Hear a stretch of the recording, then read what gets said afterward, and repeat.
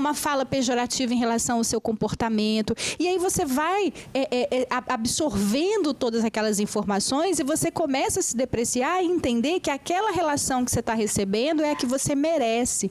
E aí você já está envolvida num relacionamento abusivo e aí depois as consequências elas só são cada vez piores, né? Sem sombra de dúvidas. E eu vou aproveitar também para me desculpar aqui com os nossos telespectadores, porque infelizmente a nossa personagem que estava aqui, a Alessandra, ela teve um contratempo de última hora, uma emergência e precisou se ausentar do estúdio. Mas a gente segue aqui com o assunto, né, Letícia? Letícia, um outro ponto extremamente importante. A gente percebe que a sociedade, de uma maneira geral, ela condena muito mais do que acolhe. Num primeiro momento, quando uma vítima se coloca vítima e relata isso, existem desconfianças, infelizmente, às vezes, comentários ruins a respeito disso, né? Questionando se não é ela quem gerou essa situação. Isso também precisa ser eliminado, né?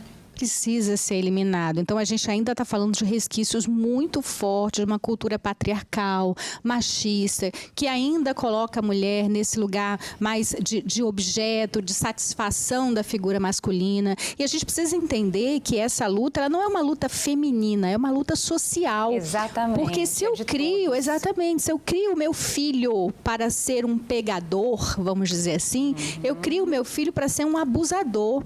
Então, essa luta também é do homem. Então, se essa criança ela nasce achando que todo homem é abusador e todos os outros homens que não são, então eles também precisam se posicionar numa direção contrária quando esses episódios aparecem dentro do contexto familiar, que é da onde vem, né, a nossa noção de certo, de errado. Então, a indignação precisa ser de todos, não é uma indignação só feminina, mas da sociedade como um todo, né? A gente viu ali, né, a Marcela falando que ela não só contemplava as filhas, contempla, na verdade, né, no presente, com essa conversa, com esse debate, mas também os filhos homens, né? E isso também é um papel muito importante, até deles, enquanto defensores das próprias irmãs, da própria mãe, enfim, como um todo, mas também das futuras companheiras, né, Letícia? Sim, ela usou uma fala muito importante. Ela fala, eu ensino aos meus filhos, meninos e meninas, a ter respeito pelo outro.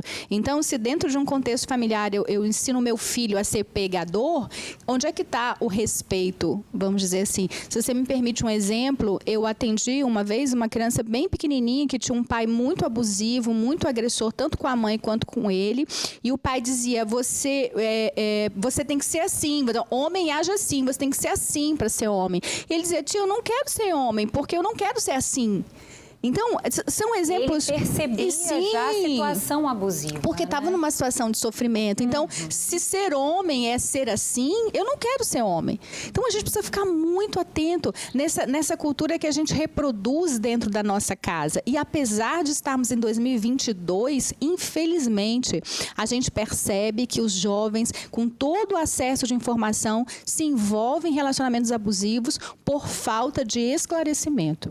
Agora, essa questão de se colocar, às vezes, sem perceber, vítima realmente daquela situação num relacionamento abusivo, ela pode vir, assim, desde criança, por exemplo, numa relação com os coleguinhas ainda pequenos, quando tolera ou aceita determinadas coisas, quando não é orientado a se impor diante de determinadas situações. Os pais têm que ficar alertas nessa primeira infância também?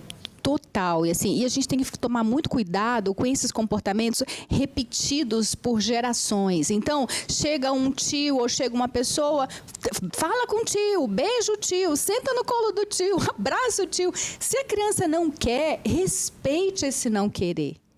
Respeite. É o não, né, É o Letícia? não. Então, você precisa ensinar ao seu filho que o desconforto é um sinal de abuso. Claro, a gente não vai ficar, né, criando paranoias na cabeça da criança.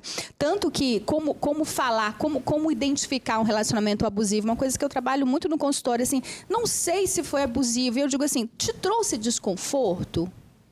Ah, eu não sei se aquela brincadeira foi um assédio. Eu falo, te trouxe desconforto? Trouxe. Então foi. Então, fácil de se perceber. Exatamente, coloque um limite. Se o outro não entende o seu limite, aí vamos conversar, ou é uma questão do outro. Mas se ficou desconfortável, coloca um limite. E olha só, Letícia, você aí de casa, a Maria Eduarda, que fez esse desabafo nas redes sociais, ela gravou um vídeo pra gente falando um pouco mais sobre esse relacionamento abusivo. Vamos ver. Oi, boa tarde. Meu nome é Maria Eduarda Fonseca, eu tenho 20 anos e sou estudante de Ciências Biológicas na UFES. Essa semana eu publiquei o meu relato sobre o meu relacionamento abusivo que durou 2 anos, entre indas e vindas. Entre os abusos físicos, eu já fui estuprada, o meu ex já me estrangulou, no total foram 3 vezes, e ele já me perseguiu em cinema, já me abordou em boate.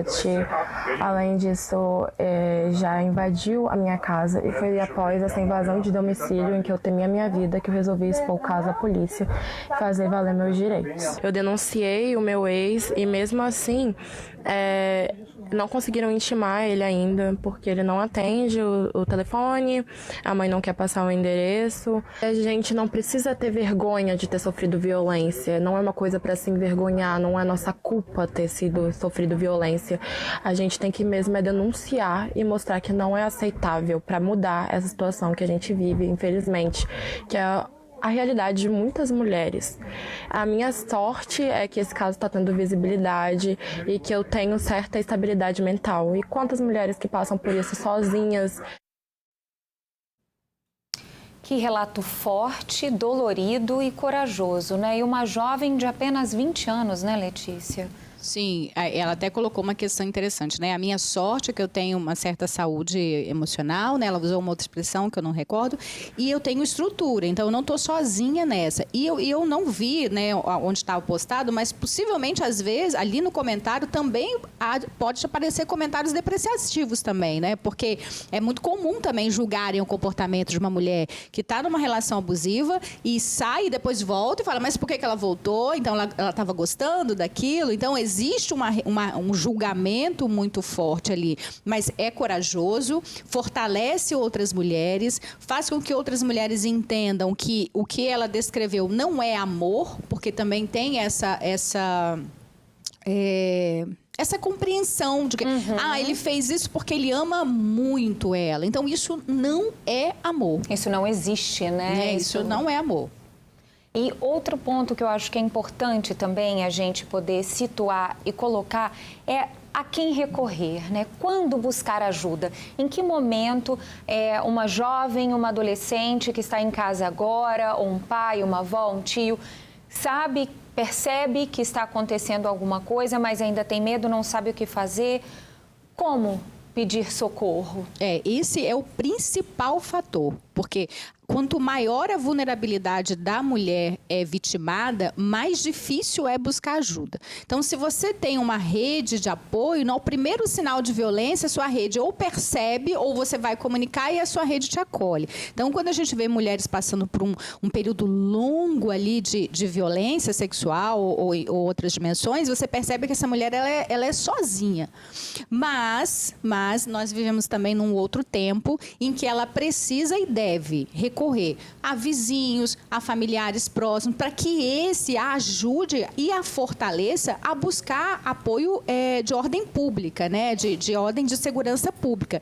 Mas sempre buscar ali entre os pares, entre os próximos, esse fortalecimento e essa legitimação para que ela tenha a condição de buscar respaldos maiores, né? Acolhimento, então, acima de tudo. Fica o alerta, um alerta tão importante aí, né, feito pela nossa personagem, uma história tão triste aqui também, enfim. Então, a gente precisa se unir e ter coragem, né? Eu agradeço muito sua participação mais uma vez com a gente aqui no estúdio, falando de um assunto, um tema tão importante para tantas meninas, jovens e também mulheres. Obrigada, prazer Letícia. sempre contribuir. Obrigada. Gente.